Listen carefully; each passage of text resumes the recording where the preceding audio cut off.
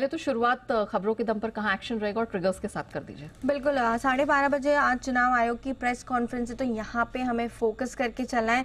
Record date है Anand Rathi wealth buyback of shares की, करीबन 3.7 लाख शेयर्स यहाँ पे दिए जाएंगे 4,450 के भाव में। टेंडर ऑफर के जरिए इसे किया जाएगा, तो यहाँ पे रहेगा पूरा फोकस।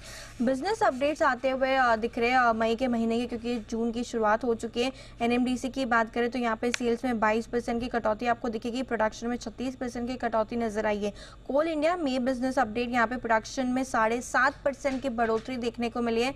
बिक्री की बात करें तो यहाँ पर भी 7.5% की बढ़ोतरी आपको दिखेगी। मॉइल, जहाँ पे मई के मुकाबले जून में विभिन्न प्रोडक्शन की कीमतों में 30 से 35% बढ़ाई है, तो पॉजिटिव न्यूज मॉइल के लिए यहाँ पे आती हुई नजर आ रही है। खबरों के लिहाज से फोकस करना है OMCs, hotel stocks, InterGlobe aviation, spice jet पे, जहाँ पे ओएमसीज ने घटाए 19 किलो वाले कमर्शियल एलपीजी सिलेंडर के दाम, और जो नई कीमतें हैं वो 1 जून से लागू होती हुई नजर आ रही है। ओएमसीज ने साथ ही साथ हवाई ईंधन के भी जो दाम है वहां पर भी करी है कटौती, और जो नई दरें वो 1 तारीख से लागू हो जाएगी, तो यहाँ पे फोकस करके चलना है।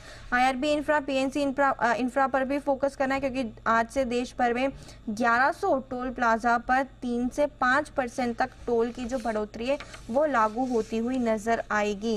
प्रभात डेयरी, हेरिटेज फूड, डूला डेयरी पर भी आज फोकस करके चलना है, क्योंकि आज से अमूल दूध ने जो है अपने 2 रुपए प्रति लीटर तक दाम बढ़ा दिए हैं, तो यहाँ पर भी आज फोकस आते हुए दिखेगा। आलवालिया कॉन्ट्रैक्ट, जहाँ पे 2245 करोड़ के 2 ऑर्डर कंपनी को मिलते हुए दिखे, तो पॉजिटिव न्यूज है कंपनी के लिए। कैनरा बैंक, जहाँ पे कंपनी ने कैनरा एचएसबीसी लाइफ इंश्योरेंस में 14.5% हिस्सेदारी बेचेगी। बोर्ड ने हिस्सा बिक्री की प्रक्रिया शुरू करने को मंजूरी दे दी है। आईपीओ लाने की योजना के चलते हिस्सा जो है वो बेचा जाएगा, और ये कंपनी की सब्सिडरी है। और बिंदु फार्मा लास्ट में, जहाँ पे सब्सिडरी थीरा में बायोलॉजिक्स और एमएसडी ने मास्टर सर्विस अग्रीमेंट किया है। थीरा नेम की बायोलॉजिक्स मैन्युफैक्चरिंग फैसिलिटी को बढ़ाने के लिए इस करार को किया गया है, जहाँ पे कंपनी 1000 करोड़ तक का खर्च करेगी केपेक्स के अनुसार। तो औरोबिंदो फार्मा भी आज आपको फोकस में आते हुए दिखेगा। ऑलराइट, चलिए, ये तो महत्वपूर्ण खबरें रही, लेकिन मई महीने के ऑटो बिक्री के भी आंकड़े आने वाले हैं, तो उस फ्रंट पे क्या एक्सपेक्टेड है उनको?